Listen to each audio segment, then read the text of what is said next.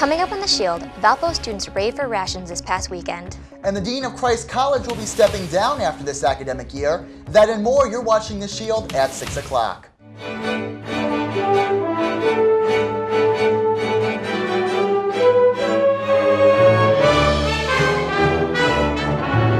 Good evening, everyone, and thank you for joining us. I'm Katie Blaze. And I'm Ricky Cody. Morning prayer and lunchtime occur at the same time each day on the Valpo campus. Some students are faced with the choice of either going to morning prayer or lunch, but do not have time for both. However, the Chapel of the Resurrection has teamed up with dining services to bring lunch to the chapel.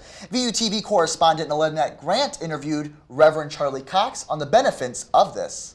We really wanted to eliminate that need for students to have to choose. If I want to go to morning prayer, then I may have to give up my only time to eat. Or if I need to eat, then I have to give up the opportunity to go to morning prayer. So we wanted it to be a both and. You can come to the chapel, grab your lunch, do morning prayer, experience morning prayer, and not have to sacrifice one for the sake of the other.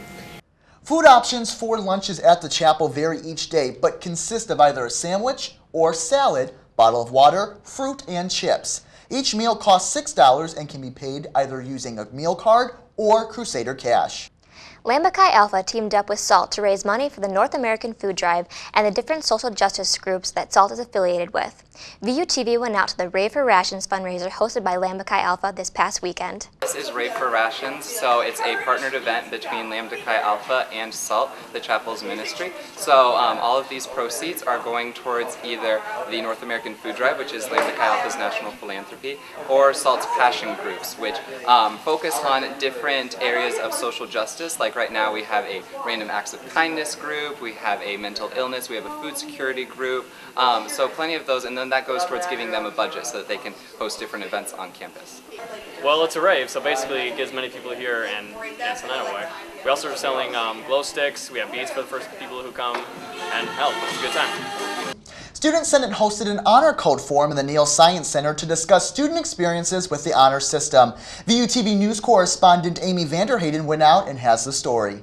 Valparaiso students gathered Monday night at Neal Science Center to voice their concerns for the Honor Code and Honor Council. The administration turned to students for their opinions on how to improve the Honor Code that has been in place since 1943. Students, administration, and Student Senate members came together to discuss the Honor Code system after faculty had raised concerns about the code last year. This is a problem and issue that the faculty brought up last year. They seemed to have concerns about how the system was running and the attention and the focus that the students were having on in the system and how it was operating. The Faculty Senate has charged the Provost Office with reviewing the Honor Code system and making sure that it's functioning properly and making any recommendations based on things that they can improve or weaknesses of the system. I think it's a cool way to actually be involved in a fifth-hour event, but also it's really nice that since the Honor Code is such a big deal here at Valpo to increase the integrity throughout the entire campus and to keep everyone loyal and make sure that their major really matters without cheating, and it's good to inform the students on what they need to know. Students were able to voice their opinions on how effective the Honor Code system is, as well as discuss how they felt the Honor Code worked for them.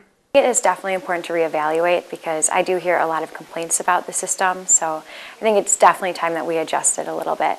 For The Shield here on VUTV, I'm Amy Vanderhayden. Recently announced Dean of Christ College Mel Field will step down at the end of the 2012 to 2013 school year. For more on the story, we go to Shield News correspondent Randall Spriggs. Since 2003, Dean Mel Field has served as the Dean of Christ College. During his tenure, he increased financial support from numerous donors and bolstered academics within the Valparaiso Honors College. His positive actions and direction for the program led Christ College's distinction as a model in higher education. Dean Field plans to take a one-year leave of absence, but will return to Valpo as a faculty member. This has been my home for a long time, and I'm really at core a teacher, I think, a professor, and so I still love the classroom, and even though this has been a different kind of educational leadership, I always still enjoy interacting with students, and now I'll be able to do that more directly. Christ College hopes to seek a new dean before the beginning of the new academic year. Upon Dean Pill's return, he will continue to carry his mission of education both through leadership and fellowship. Reporting for The Shield, I'm Randall Spriggs. Students are encouraged to acknowledge Dean Field for his hard work and dedication to both Christ College and Valparaiso University.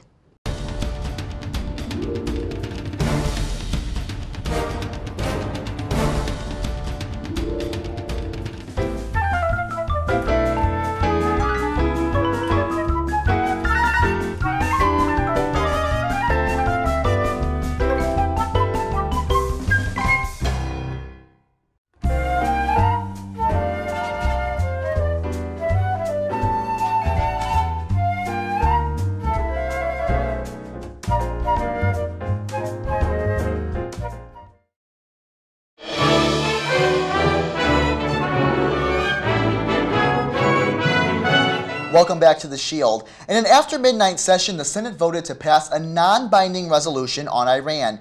It reaffirms America's efforts to discourage Iran from developing a nuclear weapons program. The senators want the president to continue to use economic sanctions and diplomatic pressure to force Iran to stop any weapon development. A Boy Scout hike at a North Carolina park took a tragic turn. A Stone Mountain State Park ranger said 16-year-old Christopher Overcash fell to his death this past weekend.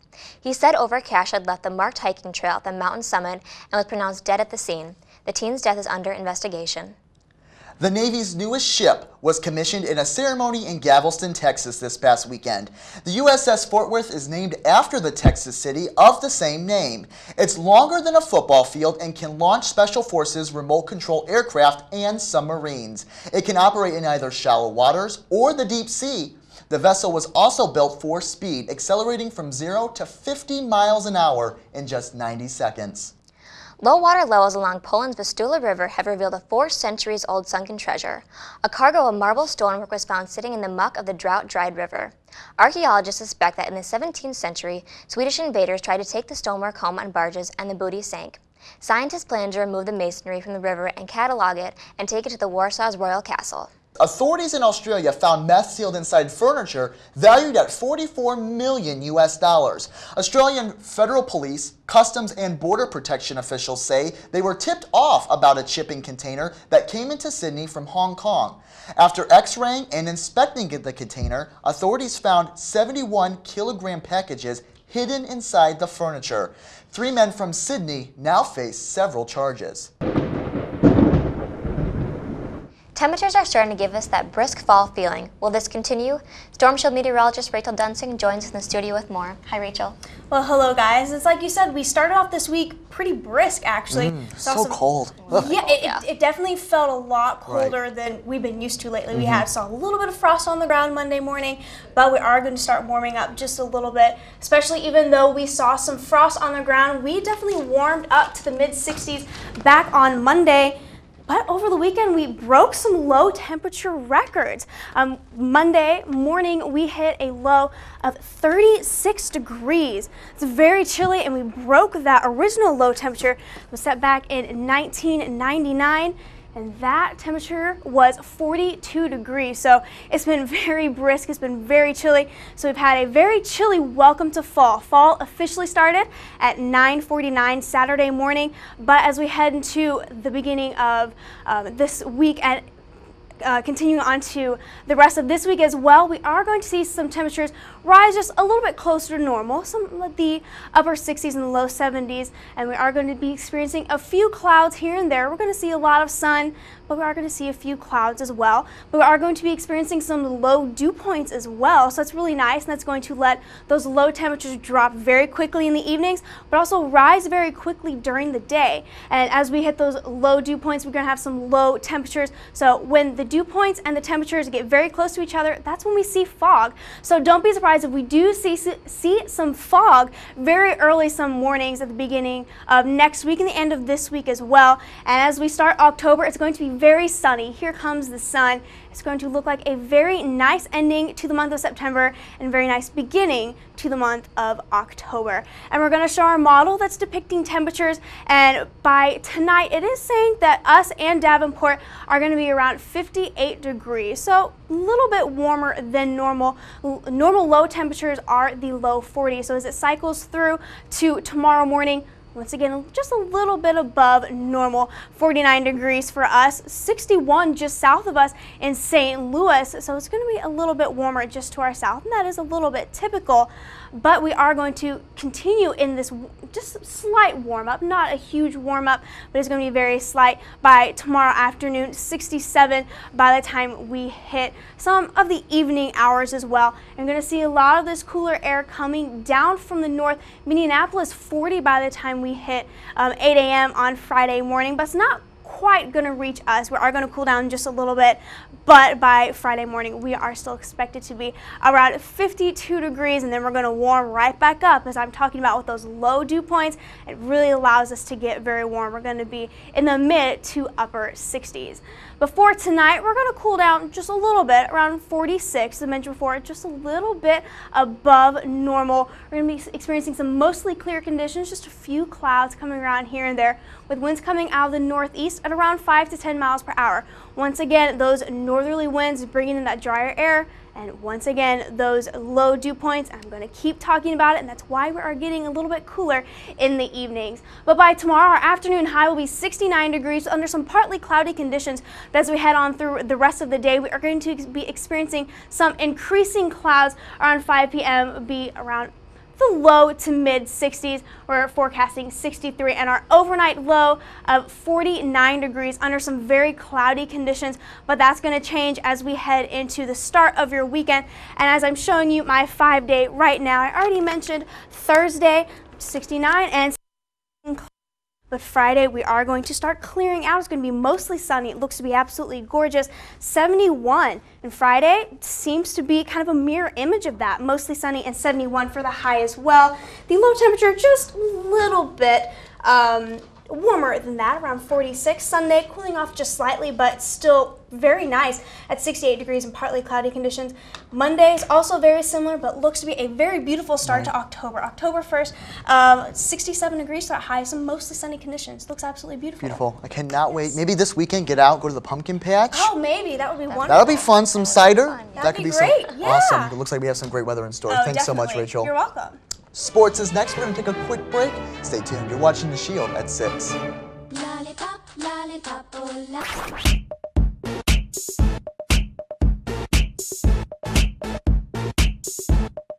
We say what we want Thursday nights at 7 p.m. only on VUTV.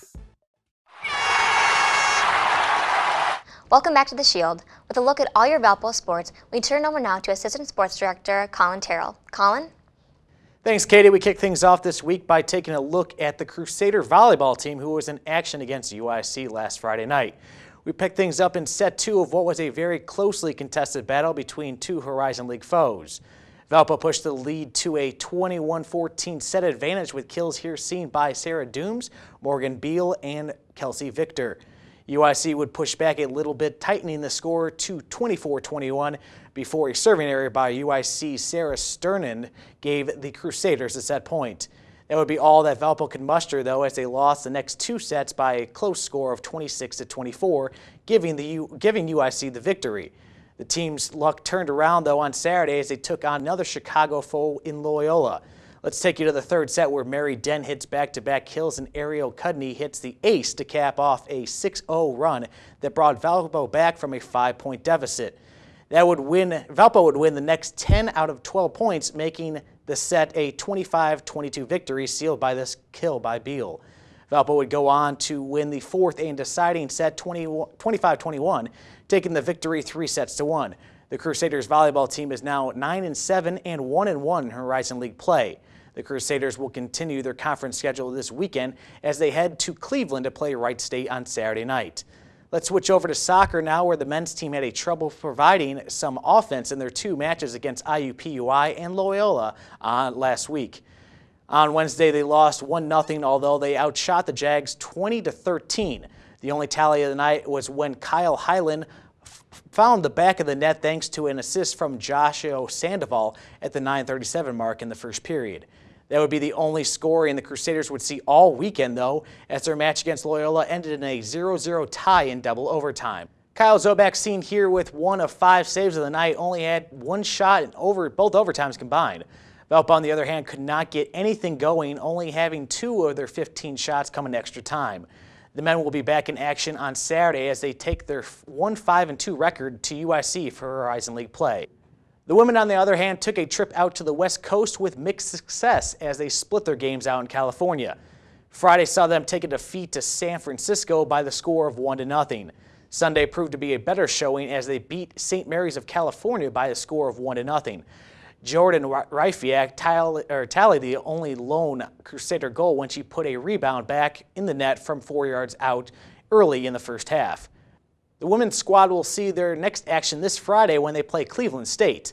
Finally, we move to the football team where they fell to 0-4 after a lopsided defeat to San Diego out on the West Coast. Valpo was shut out until the third quarter until Eric Huffman was able to connect with Mike Gerton for a 21-yard touchdown pass. Huffman found the end zone again in the fourth quarter with a 1-yard pass to Andrew Casara. The game was all San Diego, though, as they put up 37 points on the scoreboard in the first half alone. The Crusaders will have a bye week coming up before returning to action against the Butler Bulldogs on homecoming weekend. That'll wrap things up from the Shield Sports Desk. To stay up to date on Crusader sports, log on to valpoathletics.com. Back to you guys. Thanks, Colin. And with the last check of your weather, Storm Shield meteorologist Rachel Dunsing joins us in the studio now. Rachel, and lots of fall-like temperatures the past couple of days. Are we going to be still dealing with that trend this upcoming week? Well, it's going to be looking more like upper 60s, maybe the low 70s. Lots of sunshine. It's going to be really beautiful. It's going to be really nice into the month of September, even as we head into October. It looks really nice. Trees are already starting to change colors. It looks really beautiful Oh, across it's campus. absolutely beautiful outside. Awesome. Yeah. Thank you so much, Rachel. You're welcome. And that is going to do it now for this edition of The Shield. I'm Ricky Cody. And to get on-demand VUTV programming, log on to youtube.com/ValpoVUTV. For everyone here at VUTV, I'm Katie Blaze. Good night.